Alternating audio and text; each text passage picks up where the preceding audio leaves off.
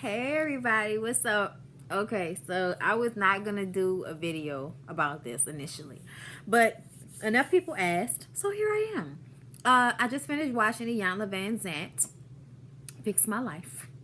Okay, and Neffe, from Keisha Cole and her whole family. Y'all know Keisha Cole's sister Neffe. Her husband are on there. And it's basically about their broken marriage. They've been living in a hotel. They have 5 children. She's an alcoholic. He had a heart attack. And they're at Iyanla's house for help. Okay? And here's the thing.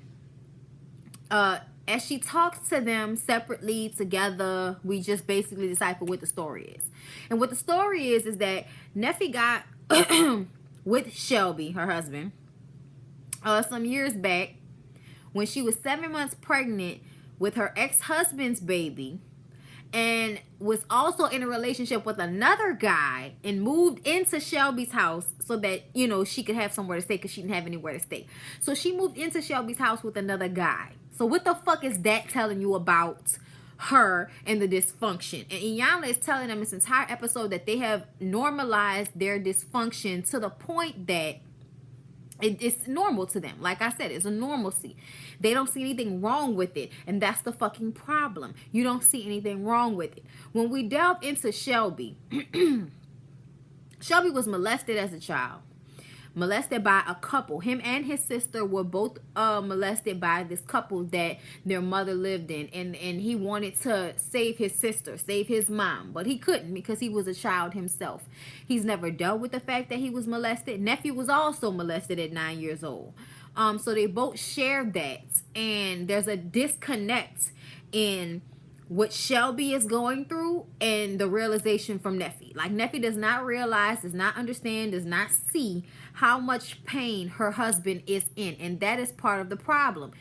Every time she says what she loves about Shelby, it's because of what Shelby has done for her. He's a good man because he can take care of you and all your children and love you and be loyal and be faithful. That's why you want to be with him. Not because you love him on his own, but you love him for what he can do for you, which is not the same thing as truly loving somebody.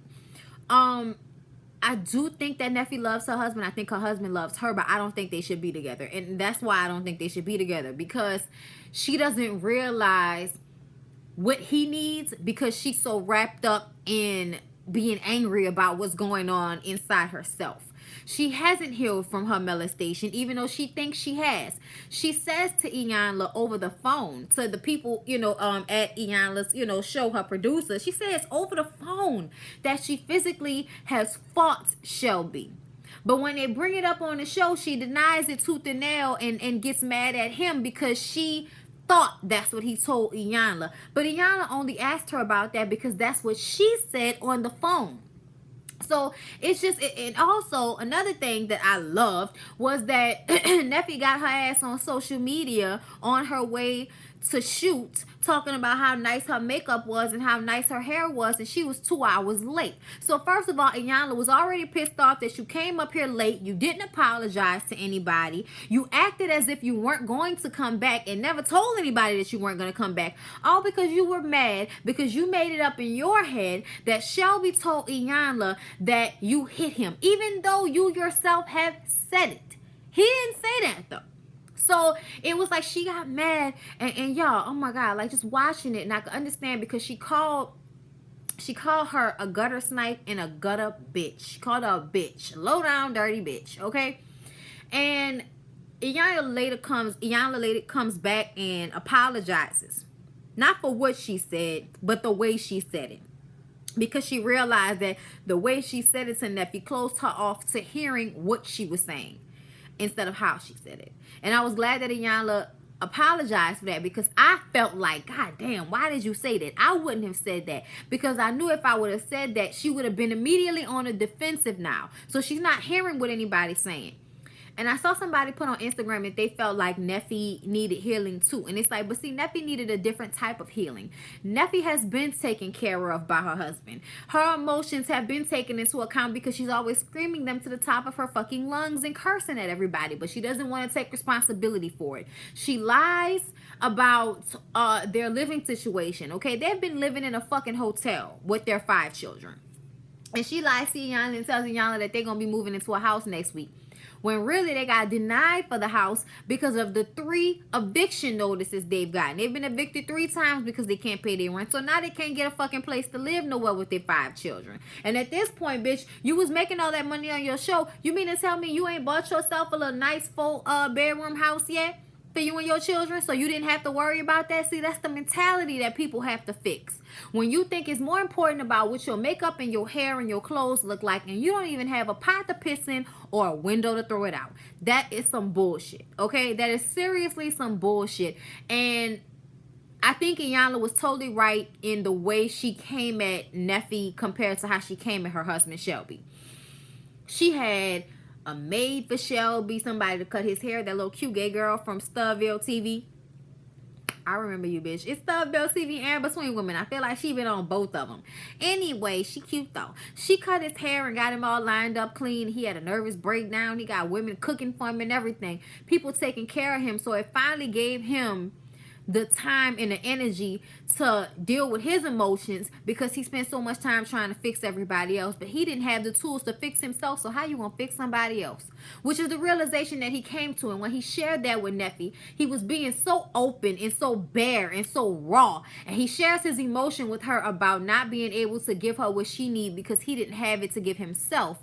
And she says, well, that's about the realest thing you done said this whole time. And when Iyanla called her a bitch, she didn't understand why. She thinks she's just, saying something. It's like, no, bitch. You are basically saying that everything he said beforehand was a lie or invalid in some type of way. So even though you're saying what he's saying right now is true, you're negating everything else he said while y'all have been there.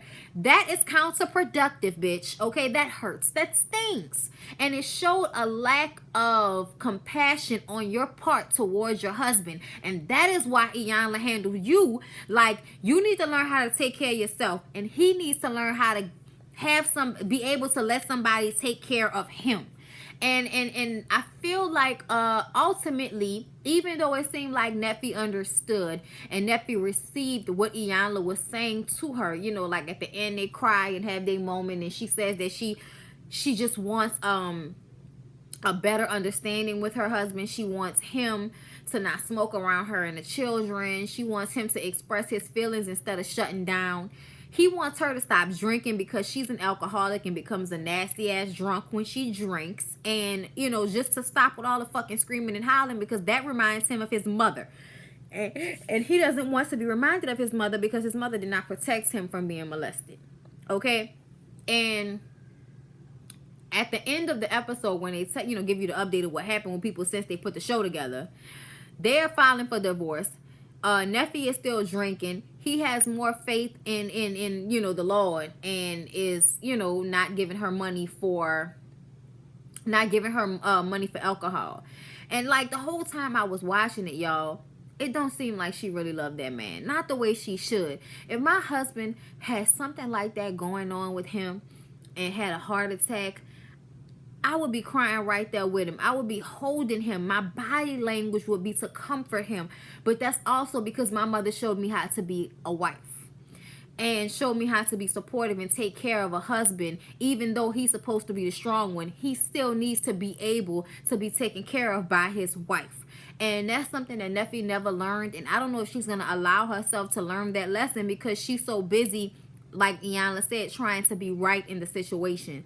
When really, you need to be learning from how you're feeling, how he's feeling, and being real with yourself about what's going on. And she's not being real with herself at all about what's going on. I think them getting a divorce and her still drinking shows that he changed and she didn't.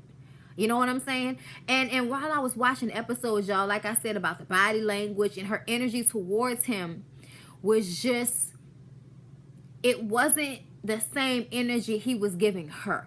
I felt like he was giving her this raw wound, like this openness and this, I am bare with you right now. And even though he was giving her all that, all she could see is whose fault it was, whose blame it is. And that's the problem. You know what I mean? He took responsibility when he talked to Iyanla, but when she talked to Iyanla, she got to find somebody to blame.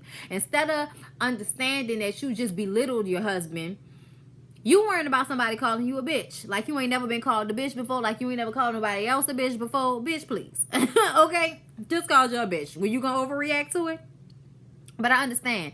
People put Iyanla on a pedestal, and when she acts outside of that realm of what people feel like she should say and do, I feel like people are taken aback by it. And when she called her a bitch, fucking fly.